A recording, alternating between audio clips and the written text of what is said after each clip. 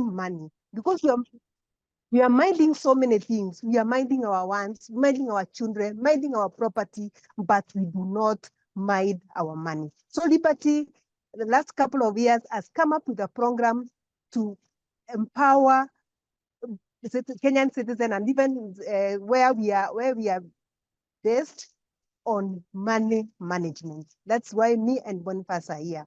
I've been here for the last 15 years. I have a degree in business administration, and also I have a diploma from the College of Insurance. So I want to be as impactful as possible today, so that I want the people who are here today to live knowing that money management is very key and very, very pertinent to their work. Thank you so much. Excellent. Thank you so much. Thank you, Anne. That's very exciting. So we have, before I introduce Boniface, we have other myths that have been stated there. Geoffrey says money is evil. That's a myth and such a lie. Then Evanson Kisoza says rich people don't show off. As another myth that he heard about. All right, so Boniface will also be telling us a little bit about some money management skills. He's an executive financial advisor with Liberty Life and Heritage Insurance Company for the last 2 decades. He's passionate about financial freedom planning, as well as securing and transferring financial risk, and he'll tell us what that means. Mwasa enjoys bringing sensible budgeting tips to people of all income levels. Currently resides in Nairobi, but available for any assignment wherever needed. So karibu sana Boniface, tell us why you do what you do. Boniface?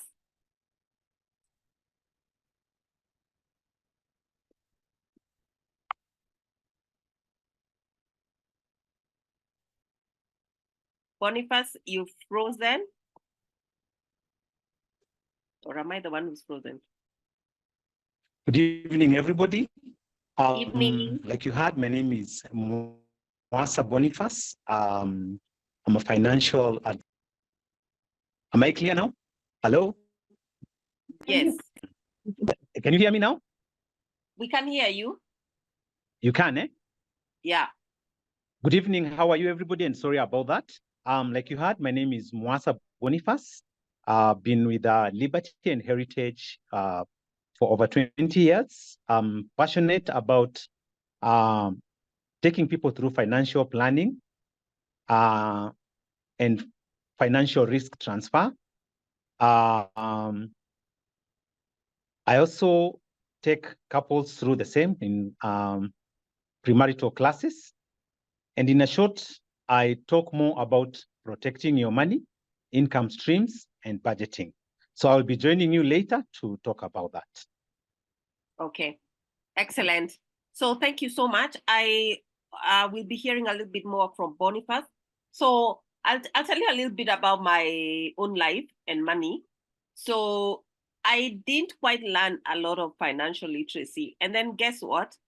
I got married to a finance guy. And the challenge with that was that I'm a literature art student. So I did the histories and literature and English and all.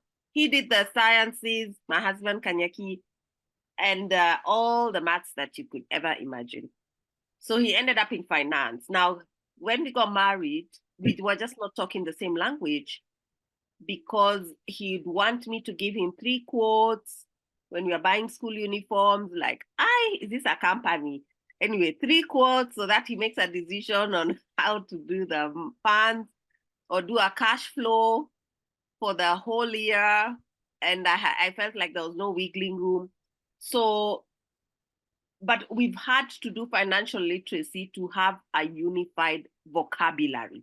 Even though he's in finance and he came in kicking because he said he knows everything about finances, we found that we needed common vocabulary together now.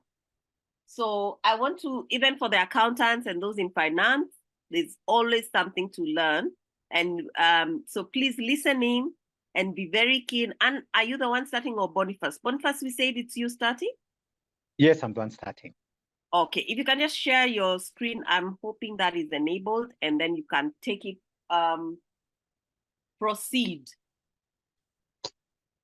And you have, please keep to the time we agreed. Okay. All right. Okay. All right, then. You. Thank you very much. Yes, and I'm going to begin by protecting your money. And the reason why you need to protect your money, because all of us know that money does not come easily. And I want to state that there are 4 things that you need to protect.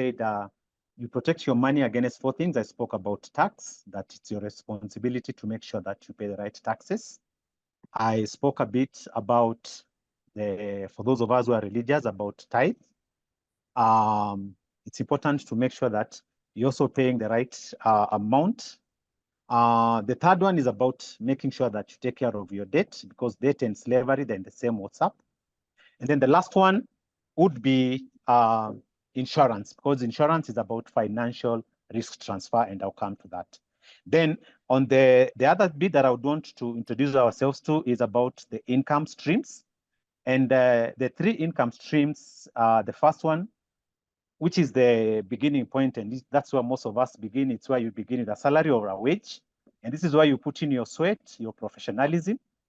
This is where you're employed or given a job to offer services based on what your career is.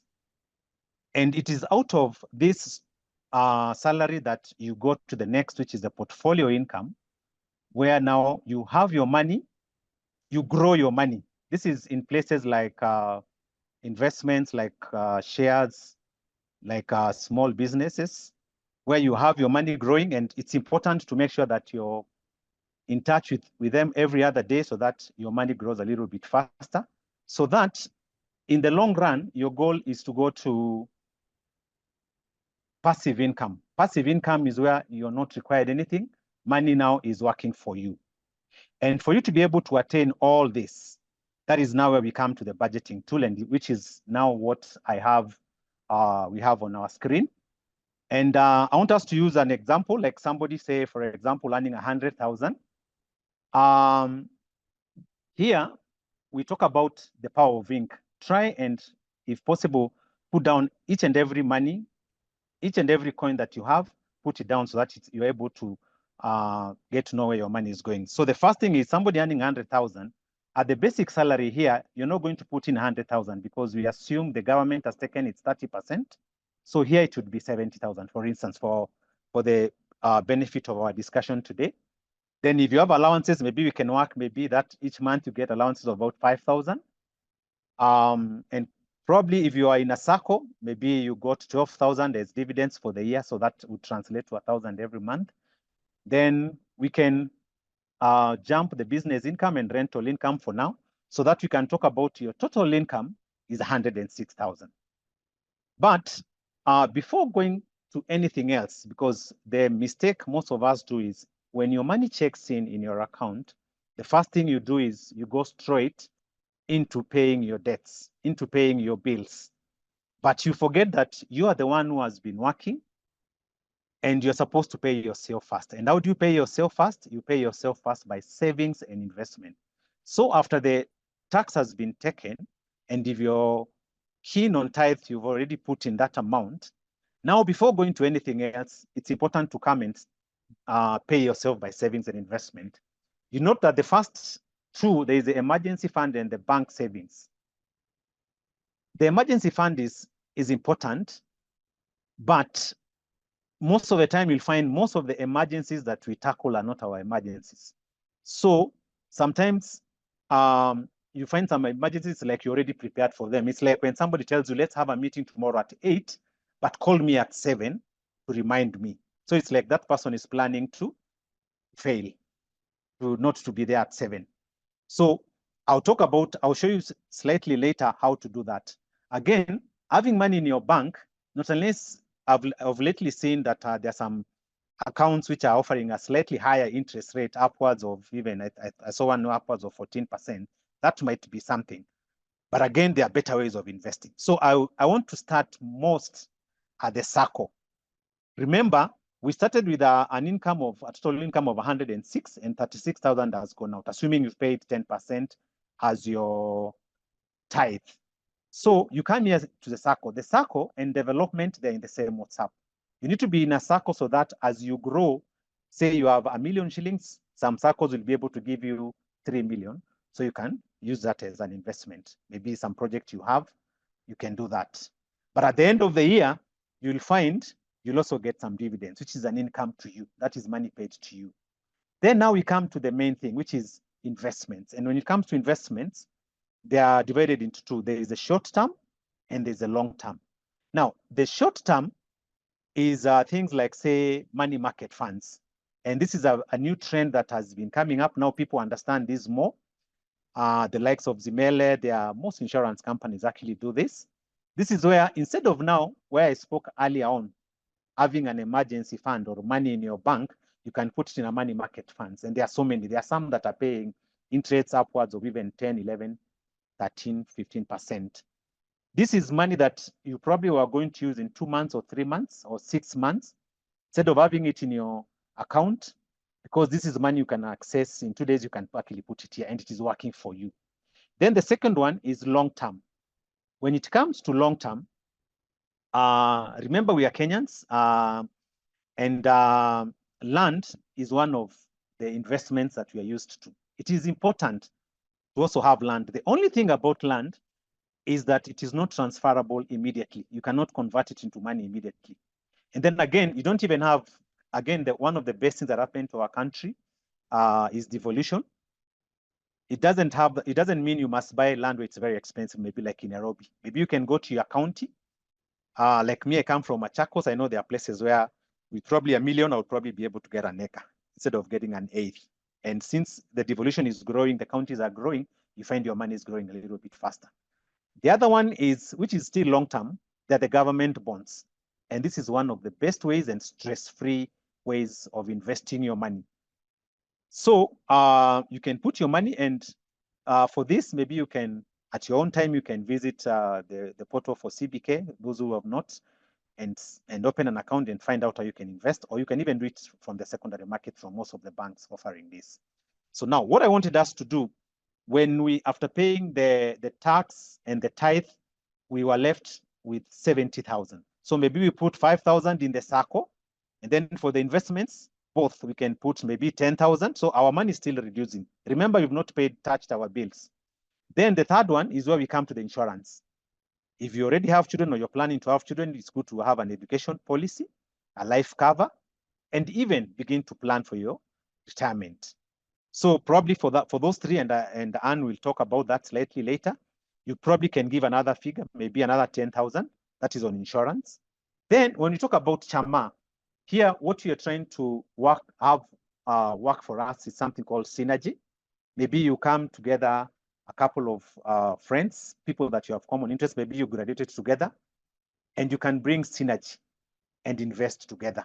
I'm not talking about the merry-go-round kind of a thing. It's where probably you're looking things in a bigger way. Again, the synergy I'm talking about here, you will find probably there are those who are risk averse, there are those who are probably have a knowledge of, say, law, another one is a contractor, another one has, so you are able to bring that and it can grow you. The other way of paying yourself is probably planning for a holiday. Because when you go for a holiday, you get exposed and you'll be able to see things done in a different way that you can also adopt. So now, probably now for the insurance, we can put, we said 7,000 for the chama, we can say 2,000 for the holiday, you can plan maybe another 1,000. So what we've been doing from the 70,000, we take away that figure. So that the next thing is we go to the debt. And I mentioned earlier, one of the things that will work for you is having the power of ink, trying to put down all your incomes and all your debts. But Anne will talk more about the loans, but it is important to put a figure there. And maybe you can put a figure of 10,000. So after that, that is now when you go to your bills. So I want you to note something. We began at an income of about 106,000. And we've done all those things, which is the tax, those who are doing the tithe, you've paid yourself, SACCO, investments, insurance, chama, and holiday. So probably you come and find that now you're remaining with 45,000. So when you're coming to your bills, rent or mortgage, you're coming to begin at 45,000. So you would find, if say, for instance, you're beginning to do this today and your rent is 20,000, you'll find there's a mismatch somewhere. Yeah. So it's upon you now to restructure and see how you can work on that. If it's your food, maybe you've been doing your shopping at a supermarket. I've had people who are nowadays do shoppings at, personally, I'm one of those guys, wholesale. There are those things that don't perish. I know my daughter used to wonder, why would I buy a dozen of shoe polish? But it means for the next 4, 5, 6 months, we're not going to buy on that. So what you're trying to do is you are trying to make sure that that 45,000 will be able to meet into all your bills, and a bit of it, it's important to talk about support. People call it black tax. It's important. Parents and siblings and even friends, charity fundraising and all that. So that the amount of money that will be going there is the same amount that you began on your expenses.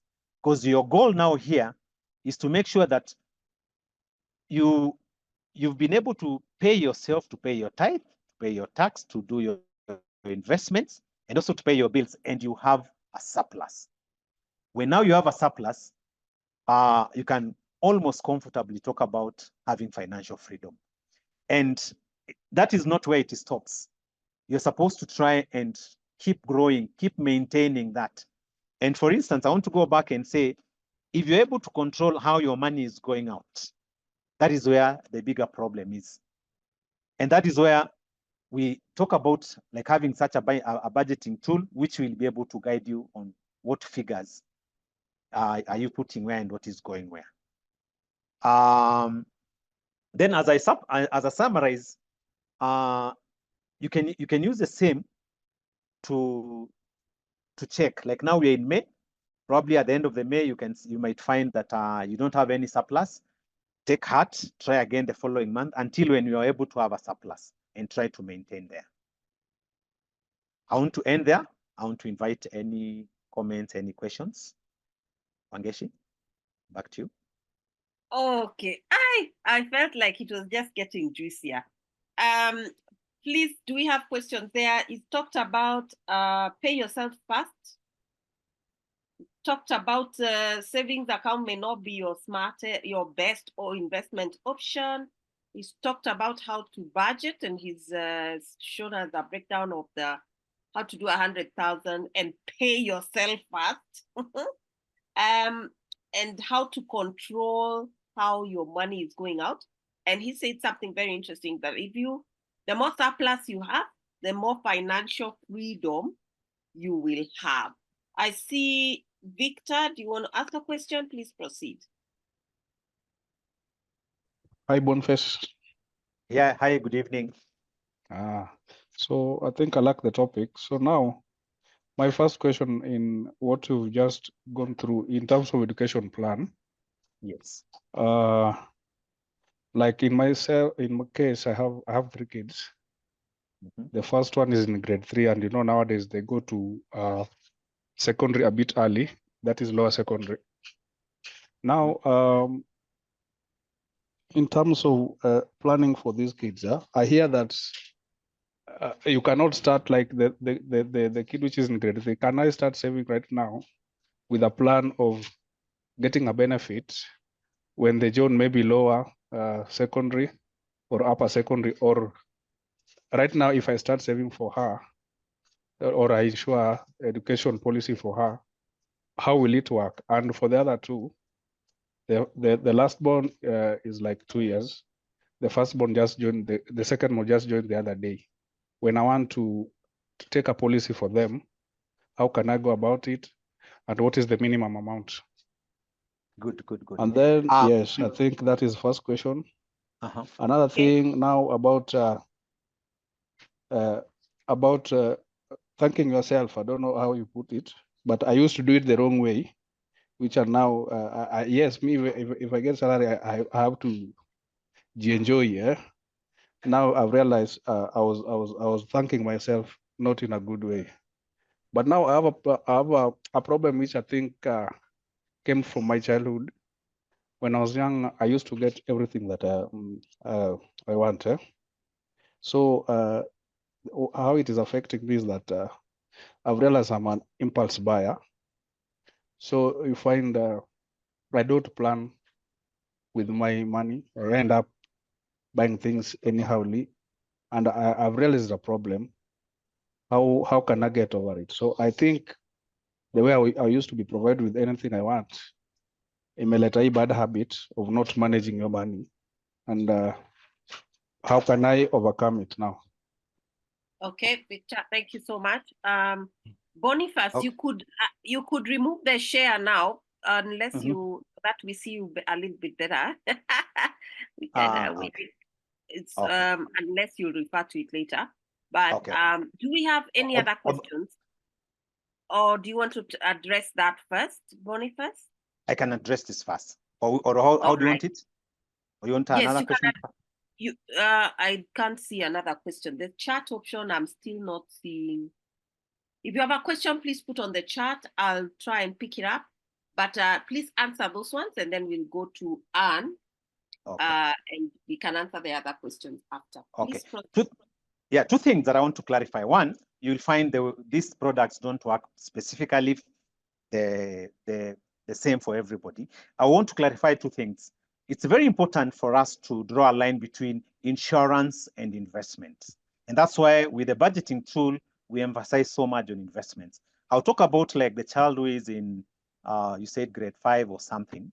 An education policy might not work because you might not have enough time to probably save and invest for that education. But what you can do, like I spoke about, there is money markets and bonds. You can actually, we can sit down with you and guide you and show you how you can put money somewhere on investment that will be able to work like that. And then on the other side, you can have a policy that is purely for protection. That God forbid, should anything happen to you, much as you knew you said maybe you probably require $1 million in 3 years, and you've divided that 3 million in the 36 months. So if something were to happen just after 3 years, that is now where the insurance comes in. So what I want to clarify, it's very important that you draw a line. We always draw a line between insurance and investment. You will still end up achieving your goal for the education, where most of the money goes to investment, and then part of it to take a policy on your life against any risk of, say, financial loss in the event of either death or disability. Then when it comes to the thing about the impulse buying, again, it's about the budgeting, where you try and like I was talking to a group the other day, and one of them told me how she does clothing shopping every 6 months, so that you make sure that, like now, for example, if you did your shopping in January, the other time you're doing your shopping is in July. So that even if you see something that is very good with your friend or something, you can only in February, you can only wait until July, at which point you'll have planned for it. So those are some of the small things.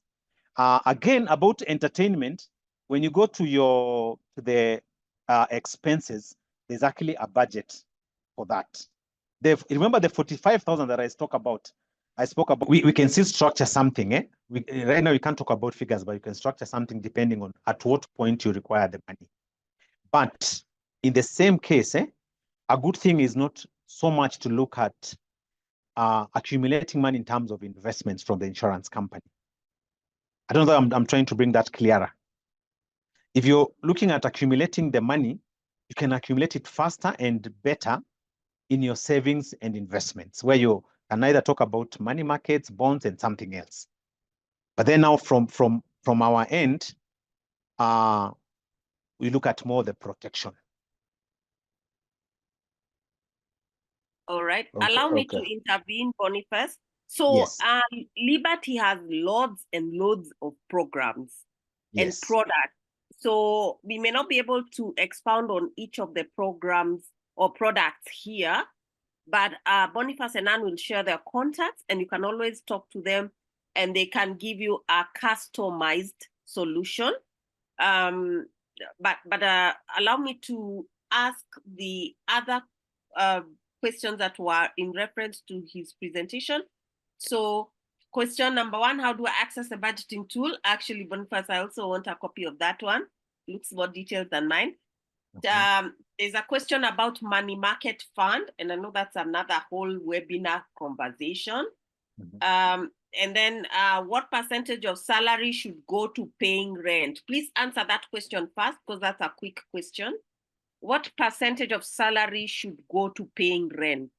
Okay, great, How do great. you know if you're overhoused, so to speak, or overcard?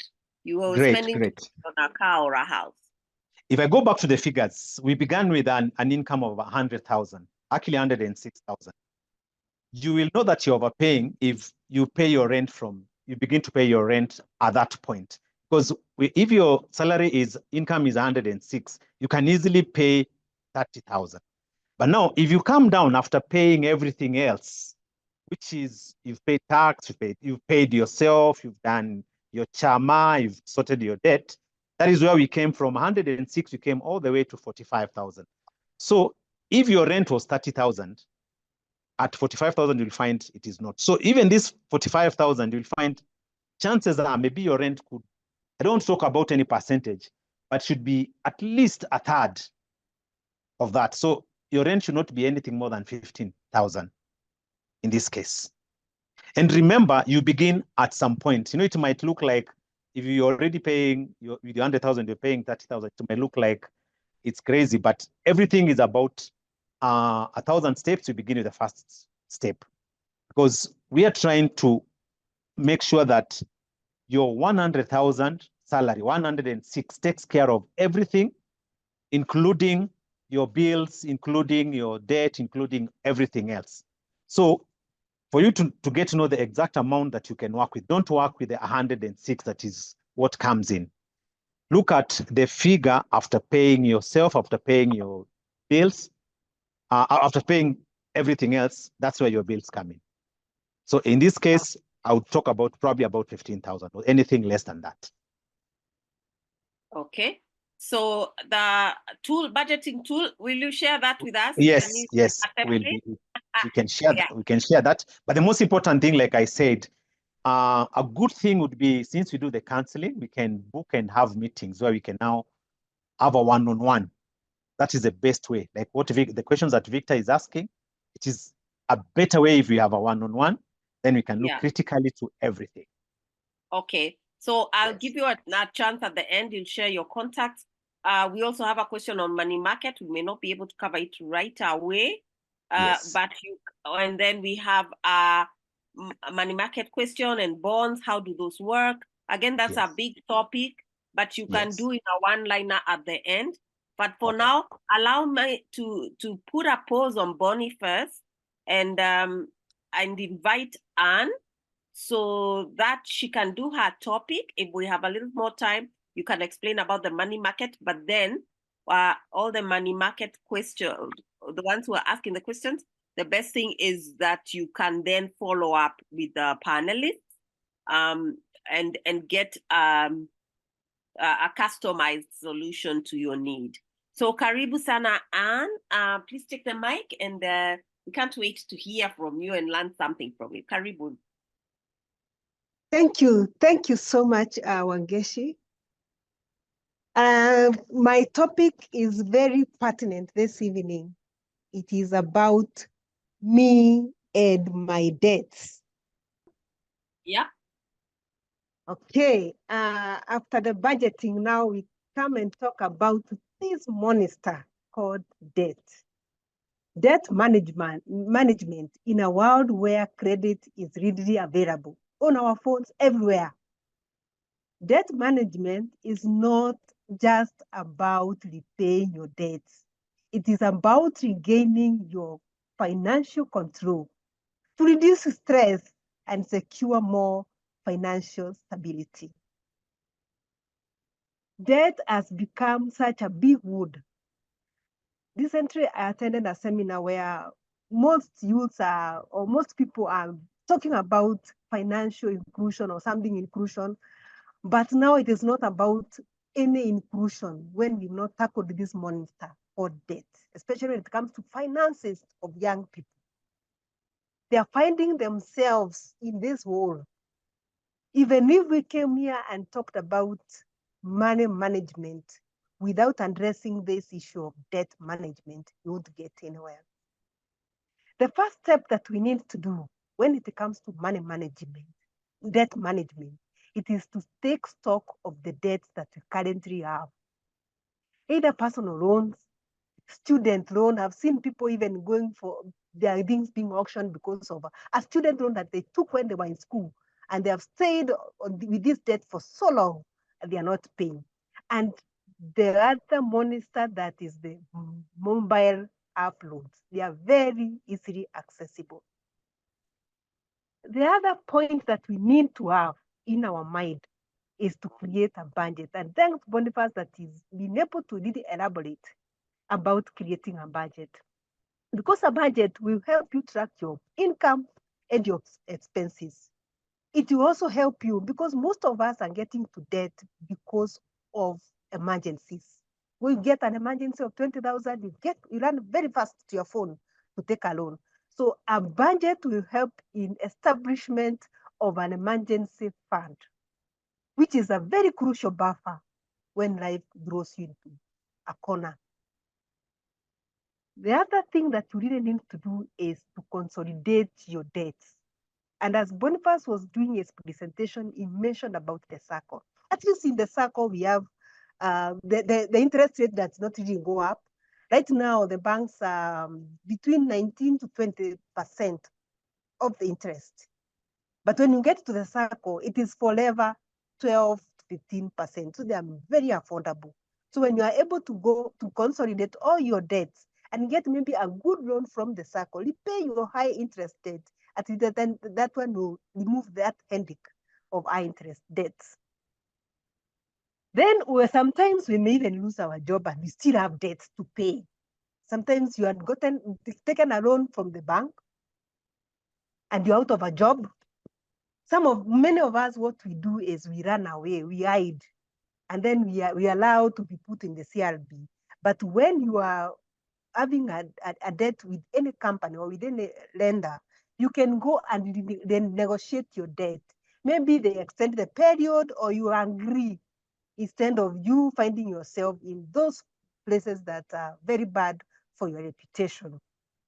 Then even when you get into problems, let's also avoid accumulating other debts. Sometimes you find yourselves, when you have a debt, you're taking money from Tom to pay Dick. You continue accumulating new debts when you already have a debt.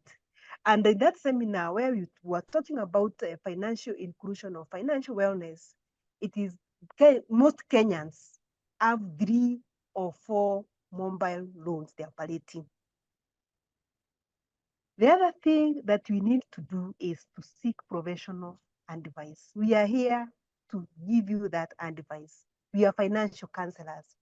Don't wait yourself to get into that problem of debt when you can even call out for someone to come and help you go through your financial management to help you get out of debt. And in conclusion, as I conclude my talk on debt management, is we really must be very disciplined. As someone was saying, the myth about money is that it does not grow on trees. Their mom was telling them that money does not grow on trees. It is true, money does not grow on trees. So when it comes to issues of money, we really must be very deliberate when it comes to discipline, because money does not grow on trees. Very true. The other thing is to get really committed. When you have decided this is what I want to do, like now when you have that budget, many of us, as it is said that 75% of people budget, but a mere 3% stick to their budget because the commitment from the word go is not there. So you must really be very committed when it comes to debt management. Then you really have to get proactive in regaining your finances, because without that, you forever have stress. Then face your financial situation head on. You must do that. Because most of us pretend. that since we are in employment, every month we get an income. Every month we are getting an income. So we're not really facing our debts head on, because every time there's a chance to maybe borrow here or there, then we are not facing our situation head on. Creating a budget, very key. A budget, they say it is a backbone. It is the spine that owns our structure and stability of our finances. So without a budget, even debt management will not be able to manage. The consolidation of debt, if you're not in a SACCO, please look for a better SACCO, a good SACCO that you can be able to get cheaper debts and negotiating with your creditors. Make sure that when you're out of a job, negotiate with your with your creditors. The other thing that you need to do is seeking professional advice. At the beginning of this talk, I said that since we were little, when we were in school, all the way to the university, we were being taught on how to make money. The professions that we got ourselves into was geared into making money. From the age of 22 till when you are 65, is you are only incalculated. Whatever was incalculated into you was to the art of making money. But nobody came to you in a school somewhere to deliberately teach you on how to manage your finances. That is why we are here, me and Boniface, to be counselors of your finances, so that at least you can be able this money to last you. A survey was carried in 2022. Kenyan retirees are the poorest globally because nobody teaches them or nobody forces them to save towards even retirement. You work until you're 65, yet you have nothing, whatever maybe you have is the true pension money that your employer has been putting aside for you, or even the NSSF, which is about 300 Gs to 1 million, which is really not sustainable. So you find yourself that people who start working at the age of 22, by the time they are 65, 1 will be rich, 4 will be having some money here and there, 15 at least will have money for food, but 80 of those people will still be struggling in the employment or even dead. That's why you have to really seek professional advice when it comes to money, because this money is meant to last you for until you die, that is. By this, you can achieve your financial stability. Remember, it is never late to take control of your finances and pave way towards a debt-free future and a happy life. Make sure that your money works for you forever. So with that, maybe I invite questions either on debt management or on retirement. Back to you, Ageshi. Okay, wow. Thank you. You're so concise. You can detach your presentation so we see a little more of you and see each other. She's talked about debt management, like wake up, take stock of your debt. Number 2, she's talked about budgeting, track your expenses to help you establish an emergency fund. Number 3, she's talked about consolidating your debt with the institutions that have lower interest rates, such as SACCO. Be focused. I liked that. Stick to your budget. Only about 3% of the people stick to their budget. And yet your budget is a backbone. It's the spine that should run your finances. So, okay, that is a shocking statement there, right there. Kenyan retirees are among the poorest globally. We have to change that narrative. We really must change that narrative. And let's look at the questions. Some of the questions we have between a Nissan and buying land, which one is better? Question number 1. Number 2 is, how do I track my expenses? Is there a tool? Do I have to work on a Excel worksheet, or are there apps that one can use? Did I see another question? Let me check. You can. There are some professions like the way I am in sales, a car is quite really important because you really have to run around seeing your clients. But if a car is an expense, it's not really a convenience tool for you, then I don't think it is a wise decision to buy a car. You would rather buy land because land appreciates. A land is an asset that appreciates, but a car is an asset that depreciates with time. So if it is not a tool for your job, then you'd rather consider land first, then a car later. But anyway, we all should not, we really need to be free. It's not supposed to be at a cast on stone. You really have to weigh out your finances and see how it really can help you. But for me, if I was to be asked, maybe a luxury car, the car that I have is a tool, but a luxury car and land, I would go for land. Okay, thank you very much. We have Nelson asking, can we have the recording of the session? So Nelson, Brighter Monday will send the recording to all who registered, so you'll be able to get that. Alice Moirore, she's asking, what advice would you give to someone who do their budget every month? I hear you, Alice, I do, but are not able to track the budget. Yeah, what I can assure her is she's not alone in this. As I said in my presentation, that 75% of people budget, and it is not even in Kenya alone, it is worldwide. 75% of people budget, but a mere 3% stick to their budget. And most of the people bust their budget because of expenses. The allure of instant gratification in today's society fosters impulse spending habits, leading to vicious cycle of debt and a sea of financial confusion. So she's not alone. But what I talked about is discipline. Can you tell yourself that maybe before I came to budgeting, I was someone who really loved buying shoes.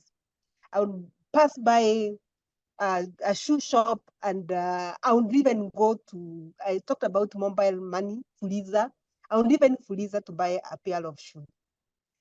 But when I got down and I started disciplining myself towards this, I can stay for even a month or two, or even I buy shoe quarterly now. I used to buy a shoe like every week, but now I can buy a shoe quarterly. It is about discipline and commitment.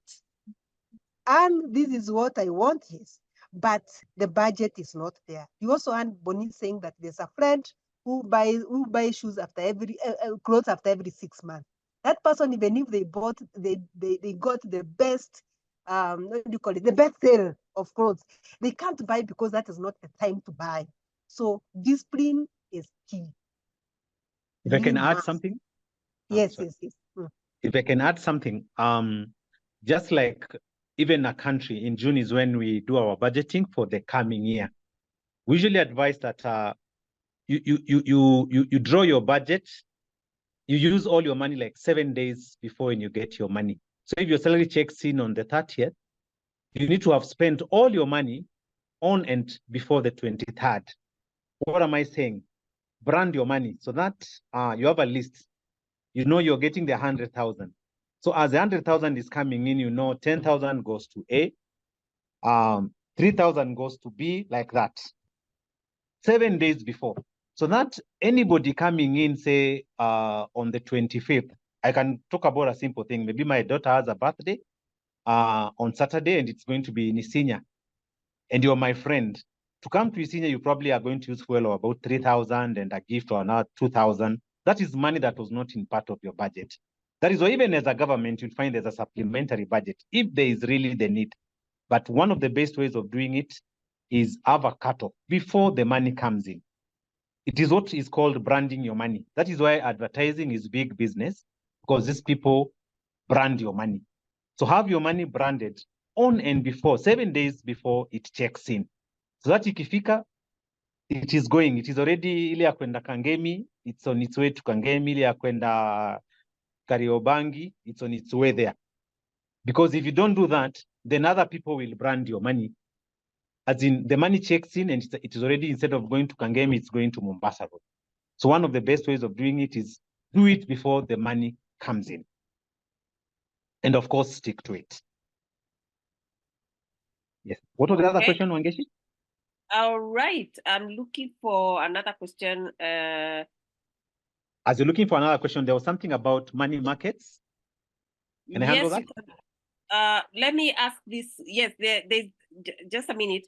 How does one pay debt? Do you begin with the highest or the lowest? Who is taking that question? Yeah, let me take that. Yes. First of all, you deal with the debts that do have not like those small debts, like 10,000, 15,000. Now, before you can come to the big debts, so you sort out these small debts that really remove a lot of peace of mind from you. That's how you start. Then now you come to the bigger debts. And again, if you have those small loans, like you have an emergency, you have school fees, you have all that, we spoke about consolidating them. You can go to your SACCO, get a bigger loan, come sort them out, and then you are left with a SACCO, which is a bit friendlier when it comes to interest and also even period that you're supposed to pay. Some of the loans that we are getting ourselves into are those loans that we are required to pay. Maybe you take 100,000 on the 5th of May, by 5th of June, you are required to pay. Sometimes they can really be stressful. So you can also consolidate those debts. Okay. All right. So you can either pay off your debt using something they call snowball, where you start with the least and then you keep ticking them off. Or you can start with the biggest. But when you start with the small ones, you get encouraged to complete the loan. Question: is it wise to take a cheaper loan from the SACCO to pay a bank loan? Boniface, Anne, who is taking that question? I can take that. It can still work because most of the time you will find maybe the SACCO loan, the interest is lower. So and then also the pressure in a SACCO is lesser. And even in terms of negotiating is lesser, the pressure is lesser than in a bank. Because the bank, it is more strict in terms of the amount of interest that is paid, and it's higher. So if the interest in your SACCO is lower, then I think it's a good thing to do. Okay, thank you. Thank you, Boniface. While you have the mic, please can you talk about in summary of money market and bonds? Like that is needing to be when it comes to money market, you're putting money. Check whose mic needs to be muted. Aurelia Kariuko, please mute your mic. Aurelia, please put your mic off. Thank you so much. Yes. Yes. Money markets, it's a place where you can put your money and access that money. Almost, I think most of them will be able to access it in a maximum of 3 days, and some of them probably can even access them the very same day. What you need to be very keen on when you put your money in money markets is to keep checking where your money, which place the rate is higher, because you want to place your money where your money is growing faster. So again, you need to indulge yourself almost every other day to keep checking. I always joke about this, that you can, in 1 year, I'll say even in 2 years, you can have moved to 2 or 3 places, depending on what you're getting from your money markets. And then what I want to insist again on, it's any money that you're not going to use even a month from now. Put it somewhere on money markets, because if the interest rate was, say, 18%, you can actually divide that into 365 days, and you still have your money growing. When I was bringing up my children, at least I have 2 adult daughters, there are times when I would even pay the school fees for the whole year in January. But that's a mistake, because part of that money is required in September. If I put that money, assuming it's 100,000, I put it in a money market fund, giving, say, 12%, you'll find for between January and end of August, it will have accrued some money that could even help in the shopping for that month. So this is money that you don't have already used immediately. And just to add on that, it can be money that you're trying to accumulate so that you can actually transfer it to bonds or to even real estate. So you can actually use your money markets funds to accumulate money. There are some providers who will even allow you to put money on a daily basis, where you like some of them are like Liberty, where you can have your money coming in even on a daily basis, on a weekly basis, so that you're able to achieve your whatever goal you have, whether short term or even long term. But for purposes of the question that was asked, money market, you're looking at money that you will be using in a shorter duration. Probably it could be 6 months, 4 months, 3 months, a year, or 2 years. But if it's money that you probably want to use in a slightly longer duration, you can actually put it in bonds. Like now, I think there's a bond that is maturing in 2031 that was posted the other day. That's about 7 years. 7 years might look like it's a long time, just like we voted the other day.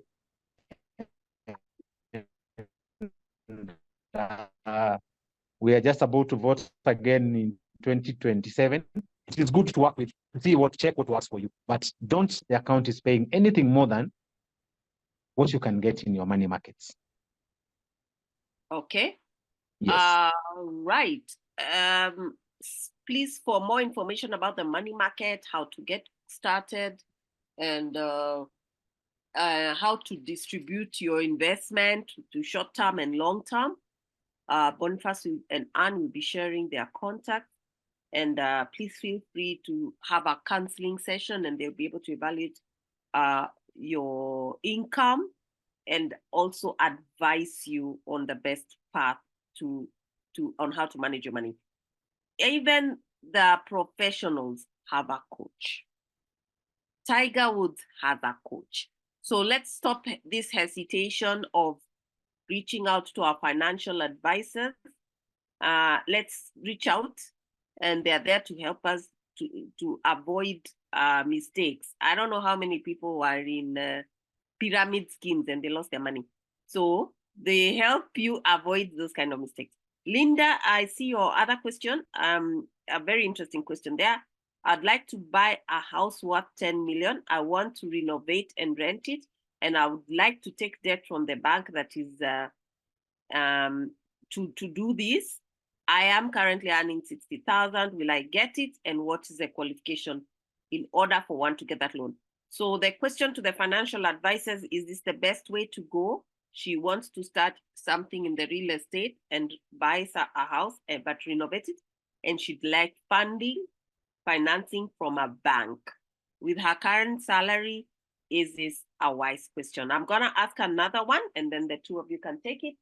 Ali says, is it okay to invest in agriculture in Kenya? What are the pros and cons? And Ali, I think, is in another country. I need to find out which one. But one of you can take that question, and the other one can take Linda's question on buying a house to renovate using a bank loan. Over to you, Boniface and Anne. Yeah, I think I can tackle that in the question. Buying a house of 10 million, why maybe would she want to consider a house of 10 million when she's earning 6,000? Maybe she has savings somewhere. But before she makes that decision, yeah, we can sit down and talk. Yes, banks are offering mortgages, that's right. But there are banks that have been earmarked by the government to provide mortgage for low-income earners. And I'm not saying that she's a low-income earner. The interest is very, very manageable. These loans are called Bomayangu, and they are going at a flat rate of 9.5%, and they don't fluctuate regardless of how the markets are performing. So we can touch base and help her with that, instead of getting to a real bank mortgage where they keep on fluctuating, where the interest keep on fluctuating. So if someone took maybe a loan 3-4 years ago at 13%. Right now they're paying at 19%, which is quite high. But someone who took a mortgage through the government option, it is 9%, 9.5% cross board. Doesn't really matter the investment environment. So maybe we can touch base. She can we will give her our contacts.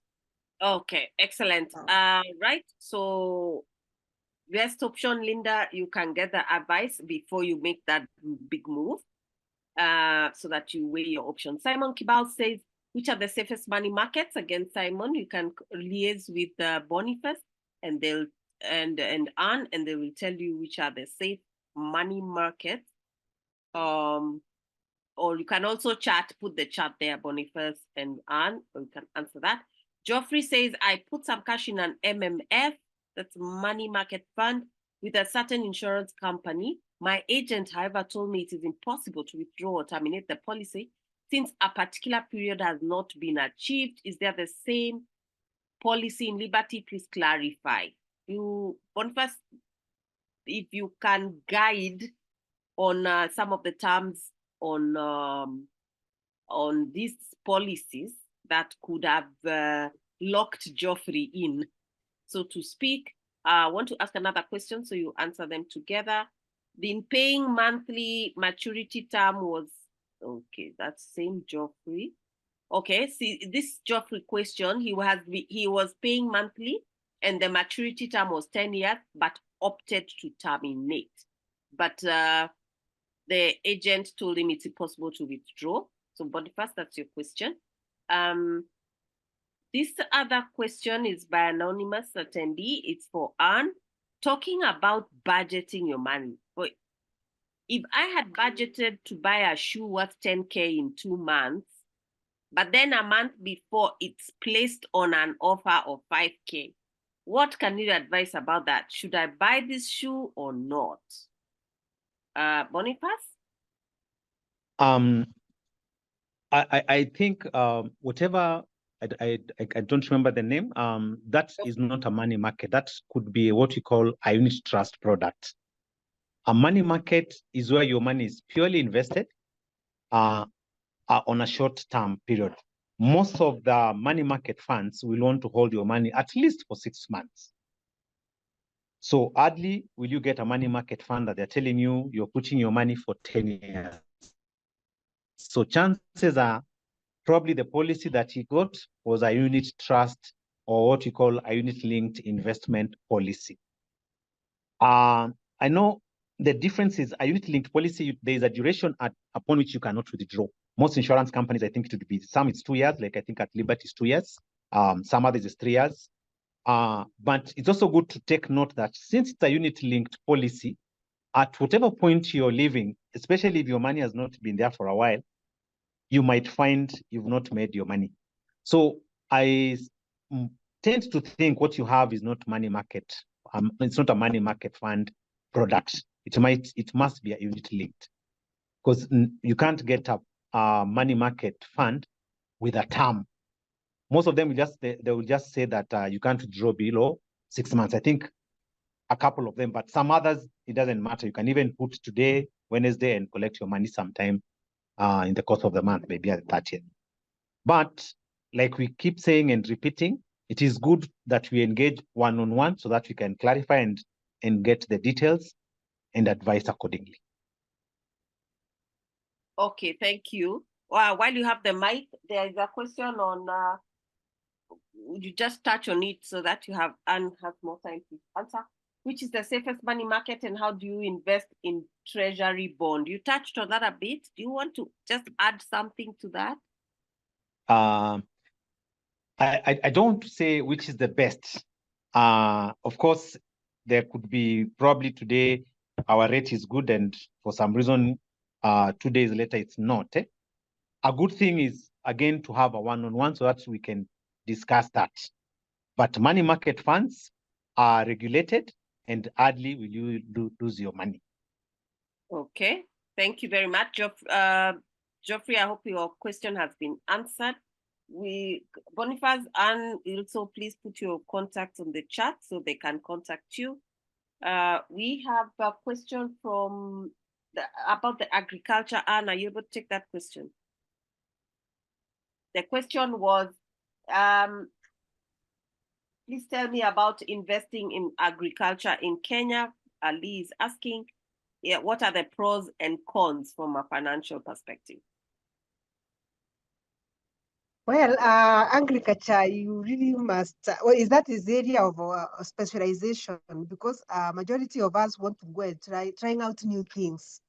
I can say personally, I've tried agriculture, but it really failed terribly because I can say maybe I did not know the pro and cons. First, before even you start your venture into agriculture, know your market. Because without a proper market, without a proper marketing strategy for your produce, then venturing into agriculture may pose quite a big challenge. The other thing is there's so much that is involved in agriculture, but if you're an agricultural person, then it is easier for you.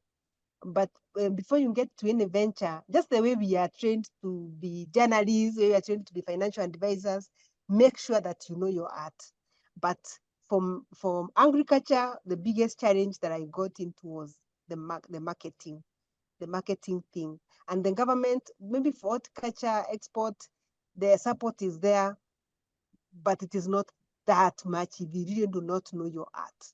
So get in there when you really know what you're doing. Okay, thank you. Know your product, know your market, know your competition. All right, we have a question from Lilian Kawira. Can the principal be lost in a money market? Maybe Bonnie can take that. Yes. The principal cannot be lost. The principal cannot be lost. And most of the time when you're signing into a money market fund and it's regulated, you'll find there's already a pre-agreed interest that will be paid for a particular duration of time. So the principal, to answer your question, the principal cannot be lost. Okay, thank you very much. At this point, I'm looking for, talk about budgeting. I'm looking for a few more questions, but as I scroll down, because my machine is just going very slowly, I'd like to ask,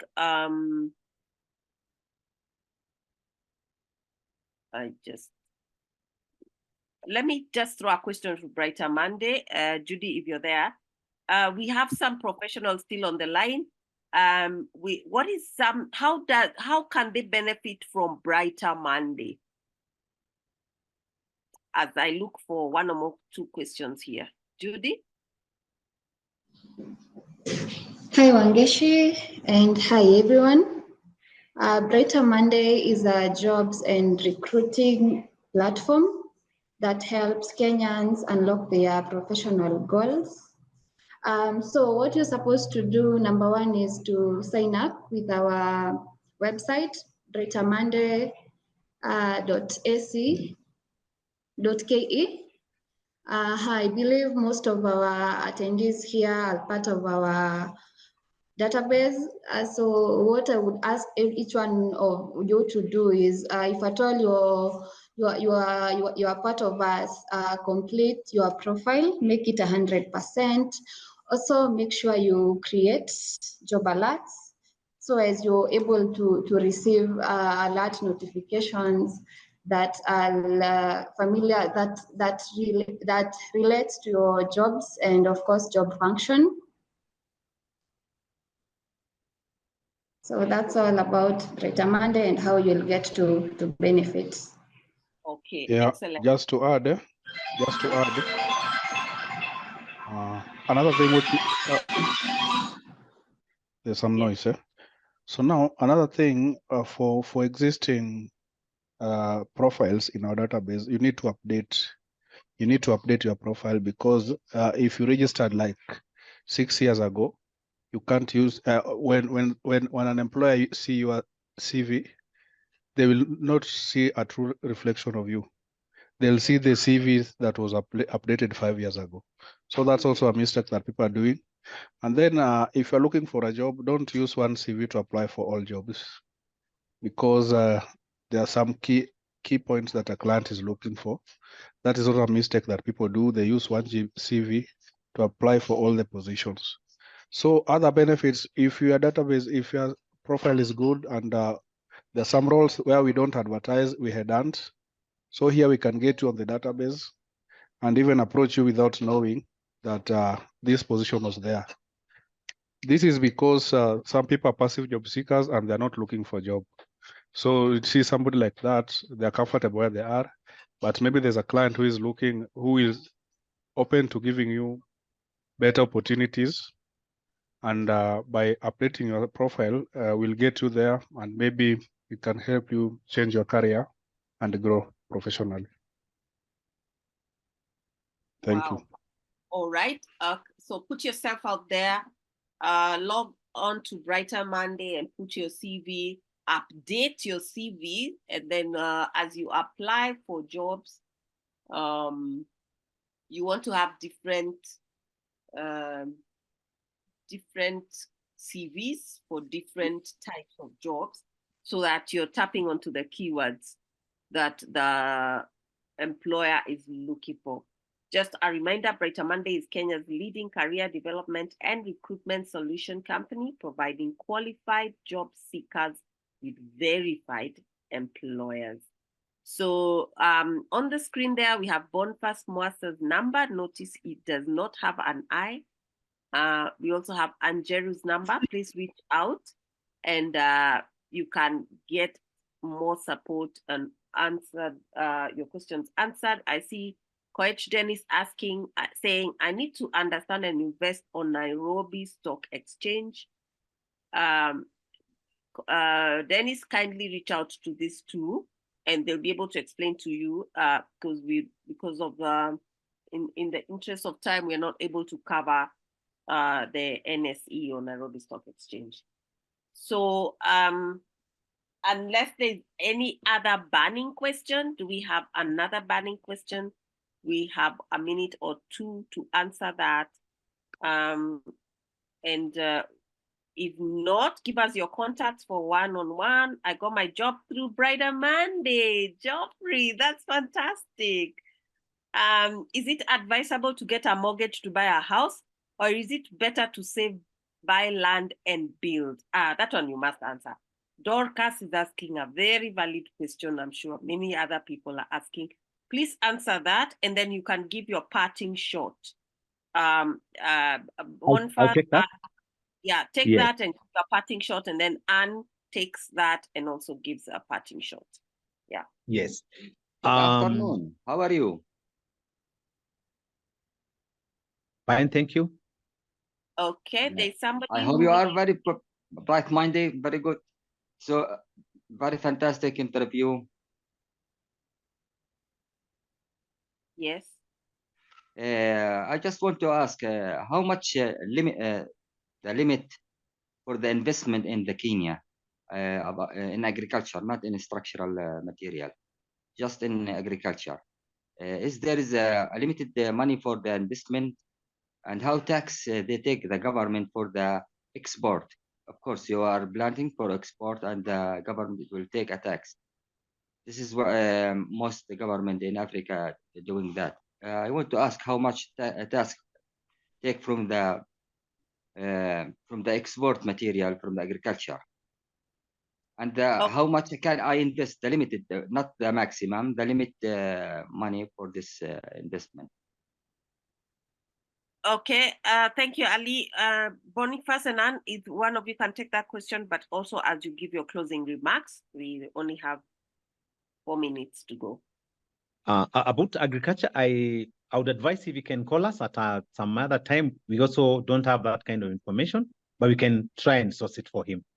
Then I want to answer the question about the mortgage and saving to buy land. I would say both of them are good. Only that the mortgage sometimes works slightly better if you can acquire it, because it is now and then.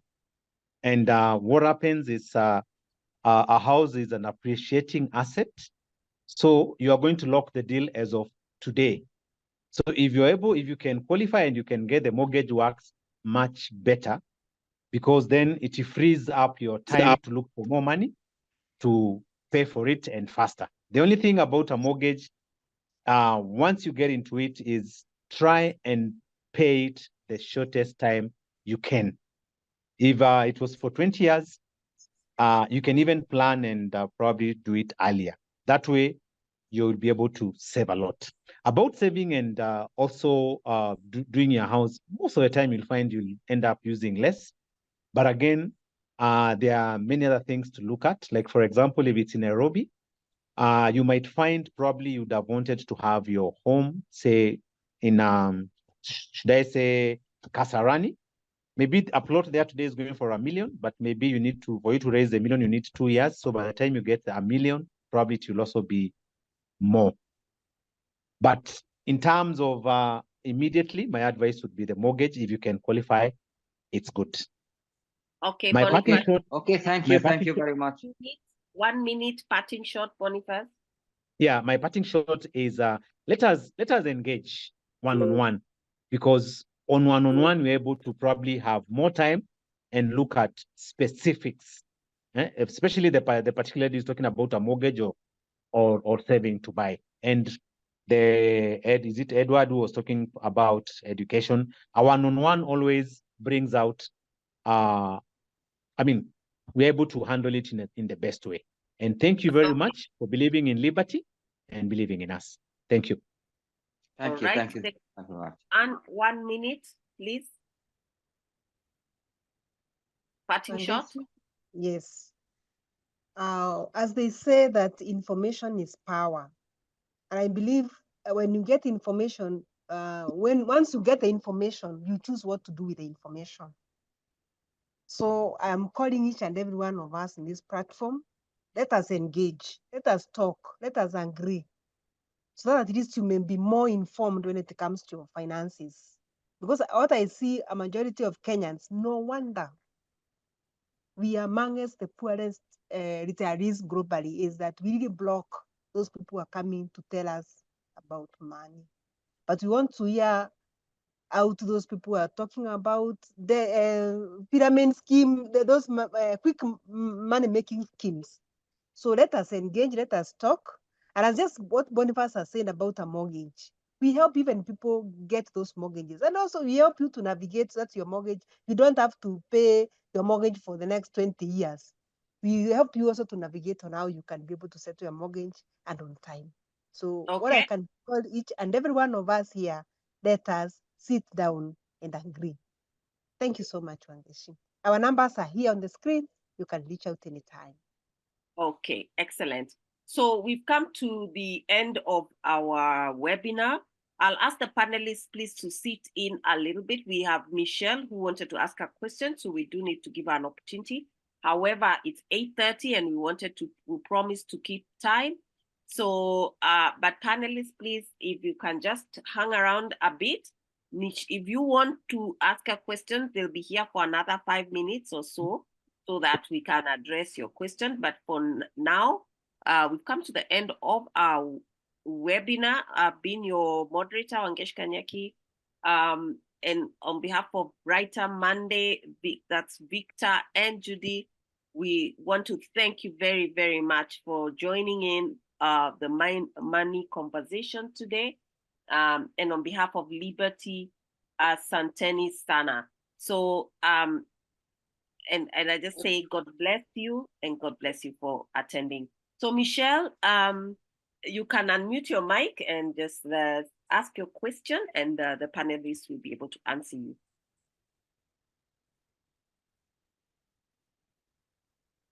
Michelle?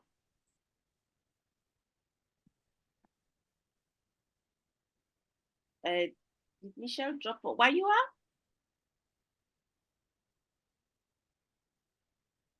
Okay, we had Jerry Irongo. Also Jerry. Jerry, are you able to ask your question?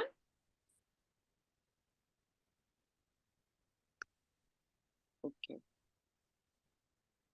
All right, we have an open mic session if you'd like to